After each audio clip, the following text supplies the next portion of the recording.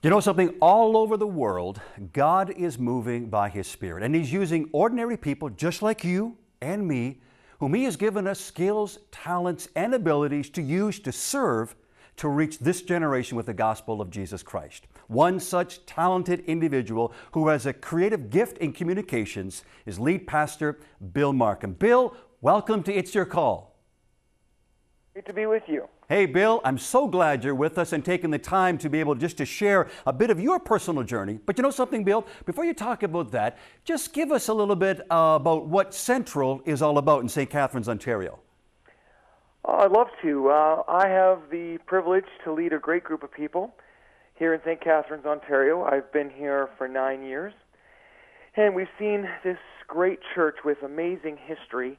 We're coming up on our 90th year of existence.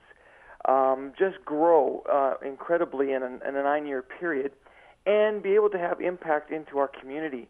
And so we've grown to about 1,500 on a Sunday morning, and that is expressed in 3 sites, one of our Scott Street site, and then one right in our downtown core in St. Catharines, and then one in a theater near Brock University, which is the major university here in this city. And so, yeah, it's just a group of people who are passionately pursuing God and really trying our very best to make our world, which is where we've been placed in St. Catharines, a better place. Well, Bill, you know, as a pastor, here's the question. Is it easy to do what God has called you to do? Well, if you look at the heroes of the Bible, I don't think it's ever easy. It is easy in the sense that God empowers you with His Spirit to do what He's called you to do. But there are always going to be challenges, always going to be giants, always going to be walls, always going to be rivers to cross. Mm-hmm. And so I guess, you know, it's never easy, but it's a great joy. So in one sense, it's a delight to do what God has called you to do. When you find where you fit and He empowers you, there is great energy and excitement that comes with that. Mm-hmm. But with all things in life, there's always the challenges and tasks, mm-hmm. but in your task. But no, it's not easy, but it is a great joy. Yeah. You love what you do. Absolutely. Wouldn't do anything else. Well, let's back up a bit, Bill, and just give us a bit of your personal journey that sort of brought you to where you are today. Yeah, it's kind of interesting. If you had asked me when I was a teenager if this is what I would have chosen for my life, I would I wouldn't have picked this necessarily. I grew up in a pastor's home, had a great experience. I grew up on the mission field as well, and so had a great appreciation for ministry, but just felt for myself, I never felt like I could fit into that role. I've always kind of felt I'm uniquely wired. I'm a little bit different. I think differently. I think outside the box. But God began to just challenge me with one question, and the question was really simple, and it's a question we all need to ask ourselves. It's why am I here? And I don't mean just here in whatever location you find yourself or whatever job or situation, but why are you really here on this planet? And I just began to realize that it wasn't about me and that I was placed here. I believe that God created each of us with purpose and destiny, and He wired each of us uniquely. And so part of the way I had been wired, I used to think maybe it didn't have a place or couldn't fit. And yet I've learned over time that when you just trust God, He begins to reveal who you are. And that character, that piece of you, when it comes out, is transformational, not only for you, but those around you. Mm-hmm. So, you know, I guess that there are kind of 3 images that really kind of shaped my story. And the first one was a story that happened in 1992. There was an athlete by the name of Derek Redmond, and he was the fastest man in the world at the 400-meter dash, and in Barcelona at the Summer Olympics, he was the heavy favorite to win gold. And so I can just imagine what must have been going through his mind in that moment. He was uniquely wired to run. That was his gift. That was his ability. And so he easily breezed through all of the preliminary races, and then it came to that final race. And as the starter, sounded off the gun, he leapt to the front, and he was easily winning. With about 100 meters left to go, he was easily going to win the race when the unthinkable happened, and his hamstring actually tore. And so if you could actually go on YouTube and see the video footage of this event, and so he crumples to the ground, and I can only imagine in that moment what was going through his mind. You know, everything he'd worked for, all of his dreams, all of his hopes, everything in one moment was dashed. And as he lay there on the track, he tried to get up, and he realized he'd come to run and compete, and so he tried to take a couple steps, but the pain was so great, he was overcome. And the medics came to take him off the track, and he waved them off, and he bravely and valiantly tried to move forward, but he just couldn't. When suddenly out of the crowd, you know, someone pushed their way through, and security came to get him until they realized who it was. It was Derek's dad, Jim.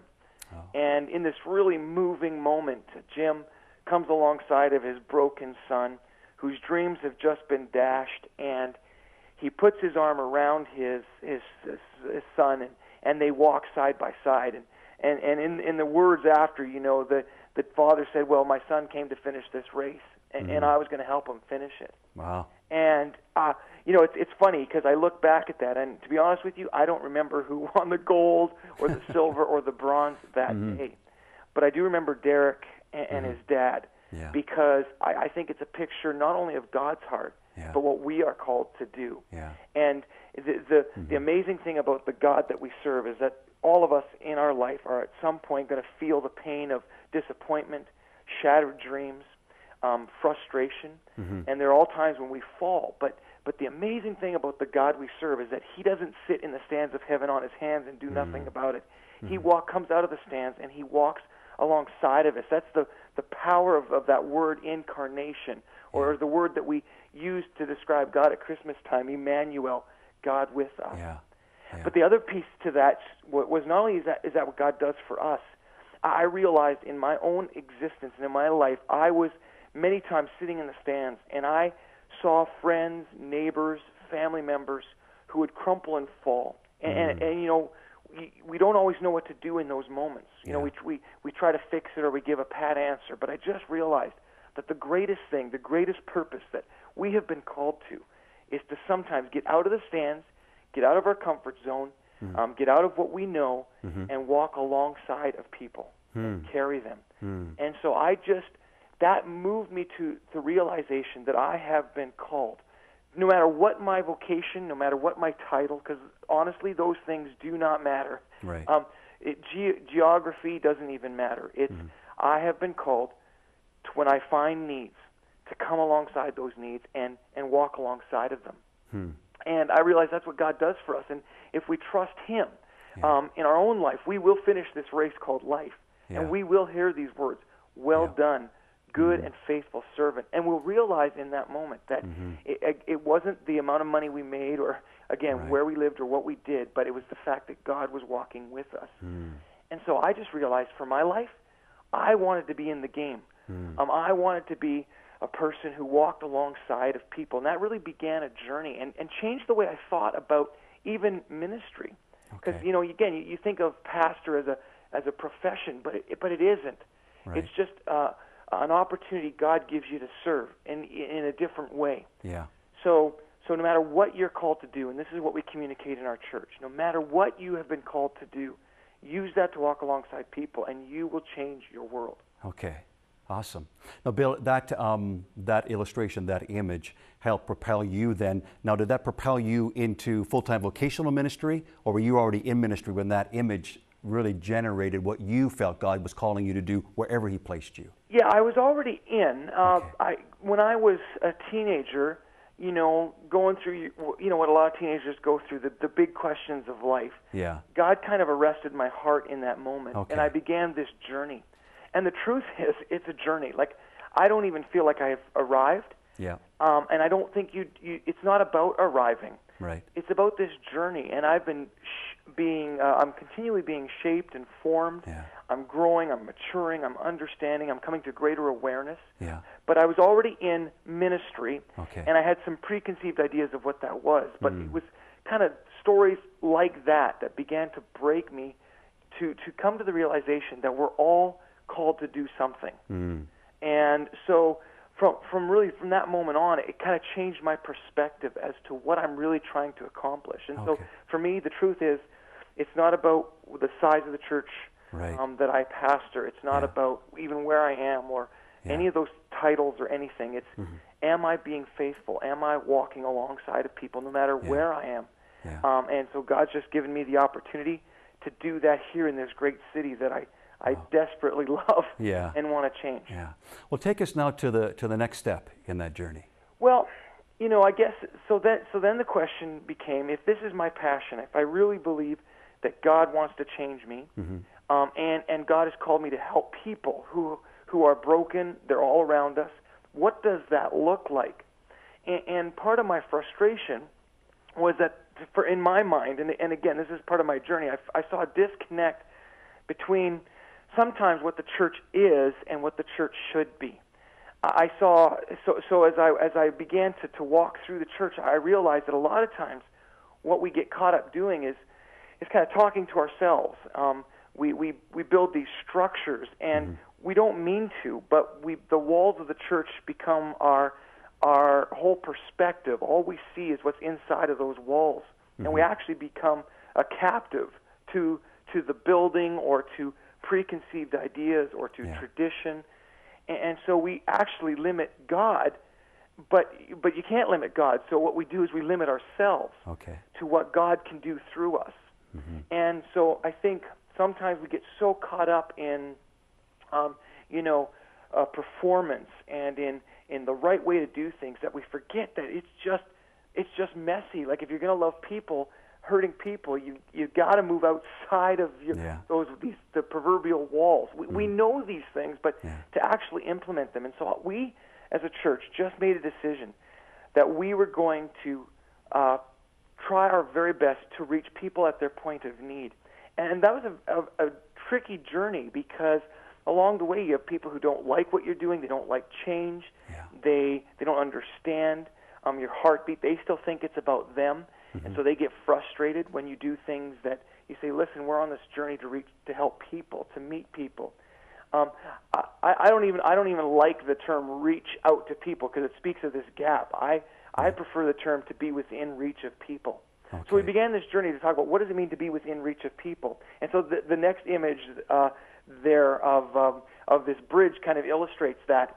If you look at the image, it's kind of hard to see, but in the bottom corner there's a bridge, and that bridge is phenomenal. Like, if you look at it, the construction on it is immaculate, it's solid, it's not falling down.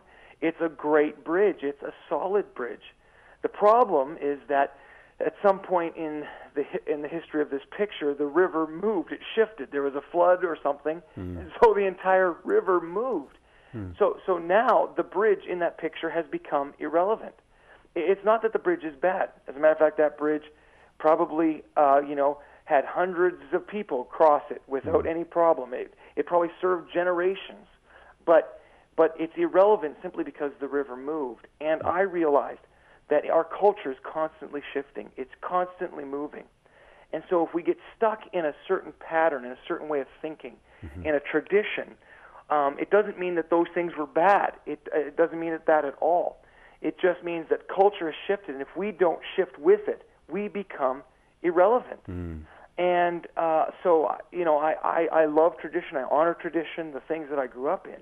But I just realized we needed to change. And when I say the church needed to change, I mean all of us.